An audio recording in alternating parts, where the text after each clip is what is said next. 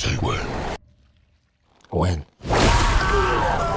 Knock knock, let the devil in.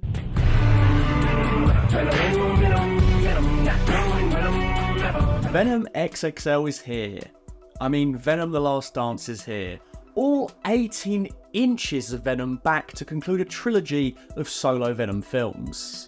It is kind of insane that Venom got to a trilogy before Doctor Strange and Captain Marvel got a trilogy, before Batfleck ever got a solo movie, before Mackie Cap got a solo movie, before Shang-Chi got a sequel, before GTA 6. But there's more to a trilogy than just having 2 sequels. The best superhero trilogies, and trilogies in general, tie everything together as one huge satisfying story.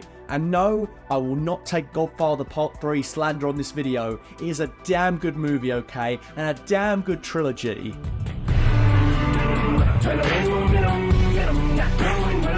Venom 3, aka Venom The Last Dance, has been touted as an epic conclusion, but it doesn't really tie off the story of Eddie and Venom in a satisfying way. In fact, it feels divorced from his previous adventures in baffling ways, and feels like more of a setup for a future Sony movie than a Dark Knight Rises, Logan, Guardians Volume 3 tier trilogy caper. The Venom trilogy is now complete, but it hopped to the finish line. It got there by default. The 2 sweetest words in the English language. Default, default. Not because it's a staggering achievement as a trilogy in of itself. Full spoilers from here on out.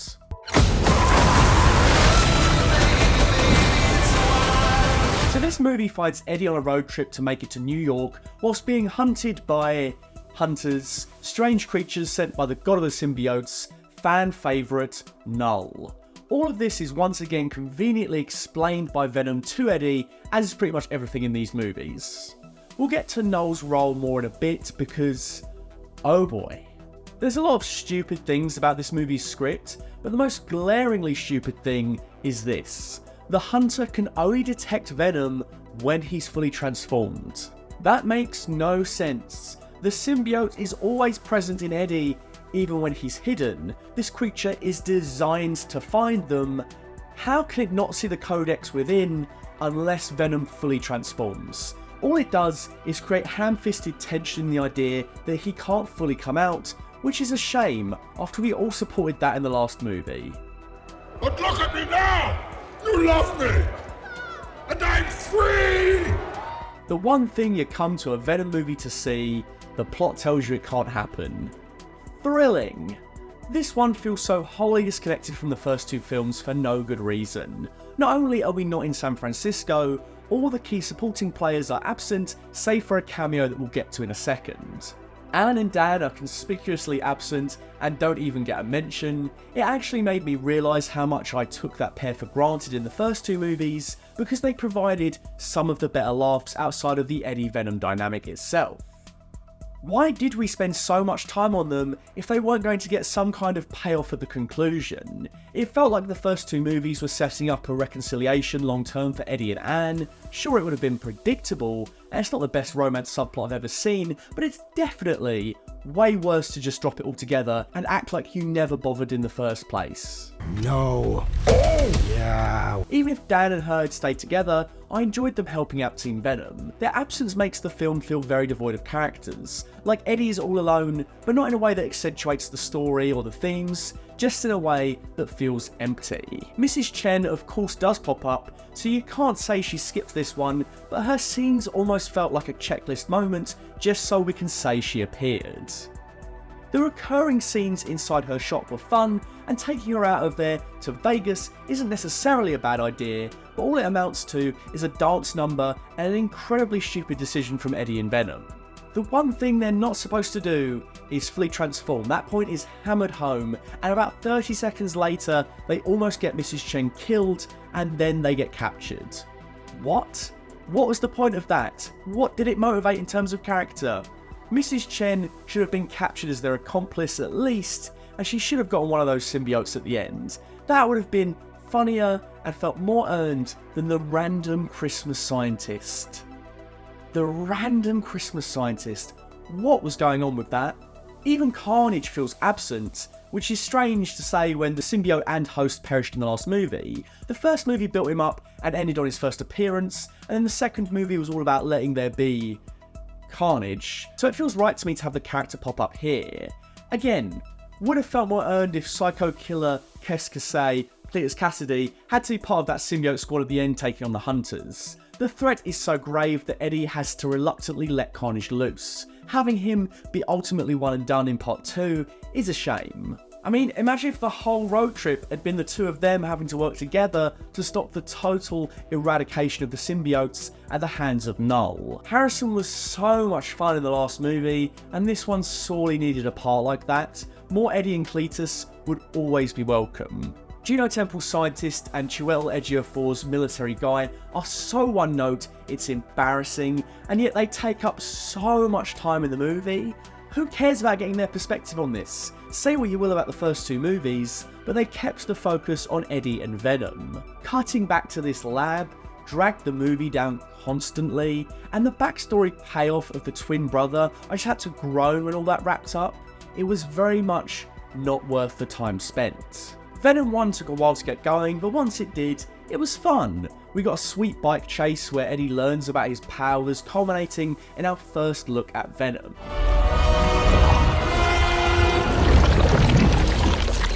The mask copy line was badass and jump-started a tremendous action scene that felt like Venom jumped out of the page and featured a surprisingly welcome blend of CGI and practical effects.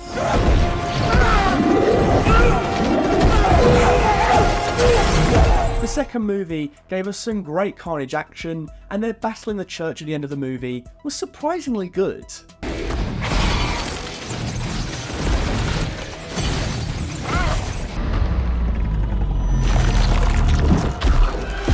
Where the first film had the USP of Eddie and Venom learning to work together, and the second film had the USP of Carnage, this one has nothing. The symbiote hunter is boring and has no interior self, it's just a mindless creature, and it doesn't make for particularly compelling action. The moment where Venom and the hunter brawl atop a plane in the air is over before it can get going. There was actually a surprising lack of action all round. You'd think at the third part of the trilogy they'd go more balls to the wall. I suppose the movie's big play is the end sequence of multiple symbiotes, but they're all random lame characters no one cares about.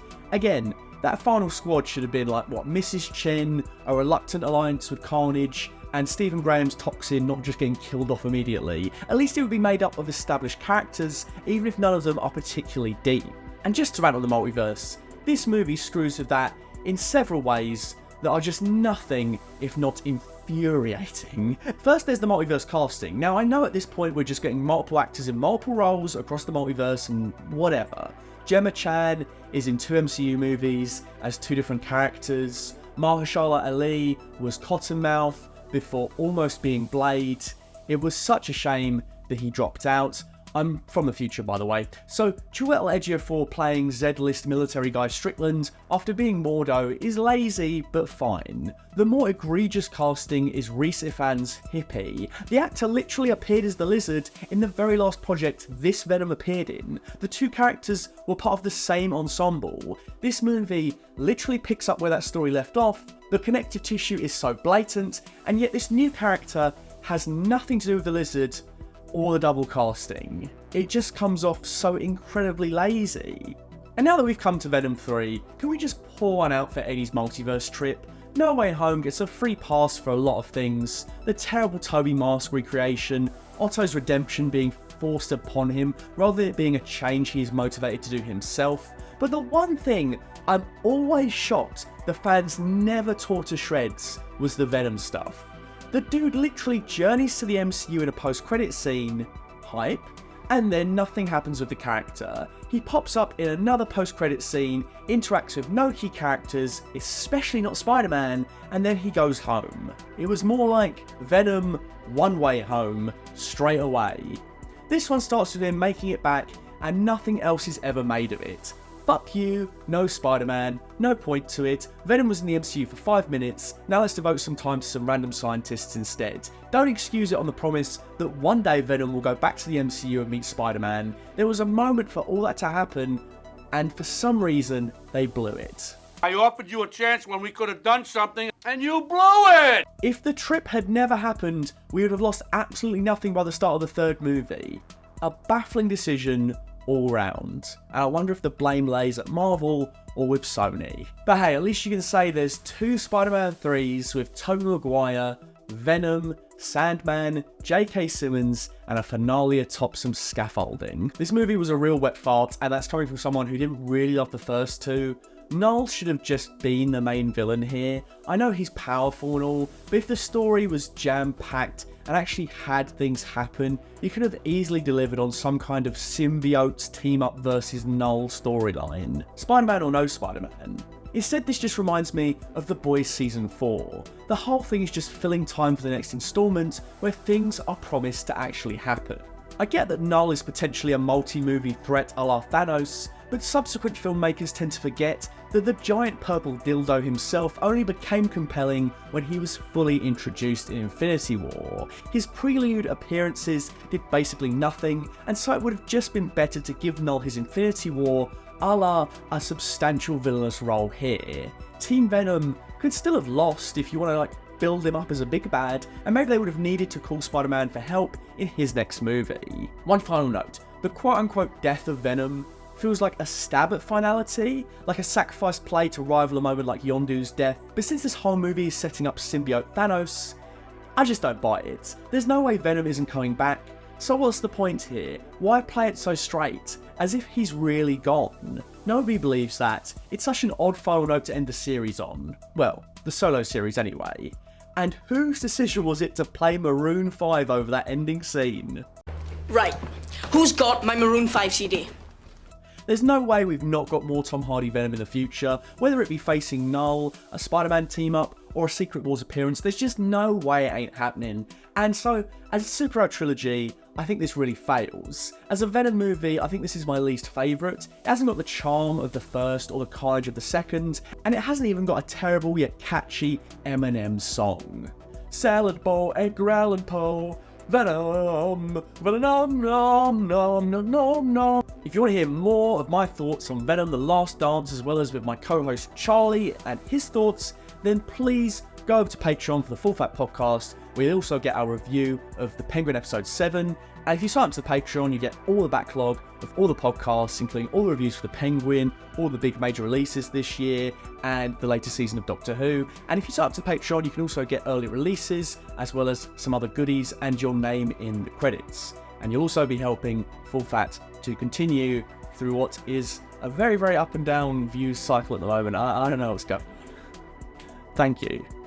A big, big thank you to my Full Fat tier patrons, Dr. Chike, Nathan Shaw, Mike Nandu, and Neil Verma. I'm so chuffed you guys are supporting the channel like this, and your contributions are hugely helpful to keeping the channel shipshape. You absolutely rock, and I can't thank you enough.